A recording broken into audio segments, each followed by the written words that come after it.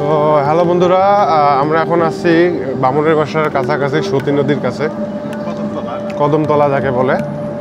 তো দেখতে পাচ্ছেন যে কি একটা অবস্থা, মানে গতকালকের যে বৃষ্টি ছিল, বৃষ্টিতে একদম সব জায়গায় আমাদের যে এলাকা আছে এলাকার পাশে সব জায়গাতেই মোটামুটি বন্যা হয়েছে। আমাদের এলাকার তো আপনাদের দেখাইছি। তো এই যে এই পাশে দেখতে পাচ্ছেন কদমতলা ব্রিজ, এই ব্রিজে যে রাস্তা আছে সেটাও তলিয়ে গেছে মনে হয়। দেখেন চতুর্পাশে শুধু জল আর জল।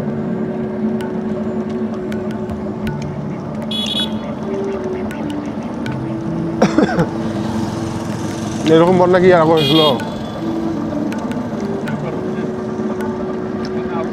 তো আমরা যাচ্ছি শিয়ালখোয়াতে, মানে ইয়াতে যাব আর কি। এই যে এখানে প্রাচীর দিছিল, প্রাচীর ভাঙে গেছে। মানে যারা আর কি নতুন করে মাটি কেটে আর কি বাড়ি করছে তাদের মানে নিচের জায়গা, তাদের আর কি সমস্যা হয়েছে।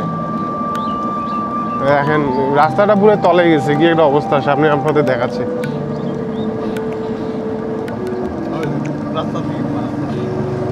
রাস্তায় মাছ মারতেছে।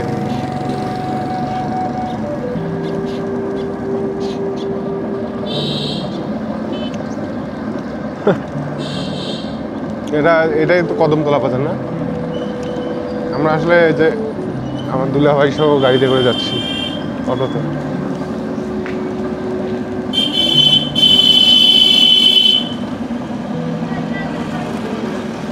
পুরা রাস্তা তলায় গেছে, রাস্তার মধ্যে একদম পানি। এই রাস্তাটা উঁচু করে বাঁধা লাগবে।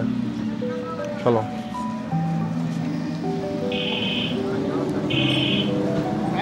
পুরা মনে হয় ধরলা নদীর চাইতেও বেশি পানি হয়ে গেছে, কি একটা অবস্থা। দেখেন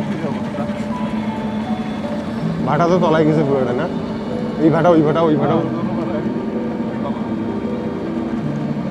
এগুলা জমিতে আসলে মানুষ ধান কাটছে।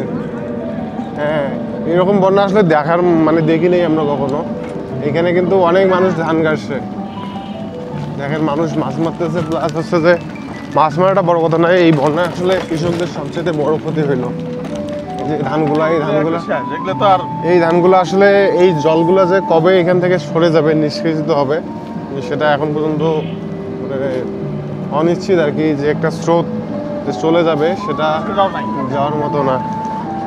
আর এদিকে তো দেখেন একদম পুরো অবস্থা খারাপ। এটা হচ্ছে যে আমাদের কদমতলা বামুনের বাসার কাছাকাছি। তো আমরা যাচ্ছি আমাদের বাসায় অনুষ্ঠান, ভগবান শ্রীকৃষ্ণের বিগ্রহ নিতে যাচ্ছি। তো আর কি বলি, দেখেই তো অবাক কাণ্ড। হ্যাঁ, এতগুলা মানুষের ধান নষ্ট হয়ে যাবে। সবাই ভালো থাকবেন। এই পর্যন্ত ছিল এদিকের বন্যা পরিস্থিতি।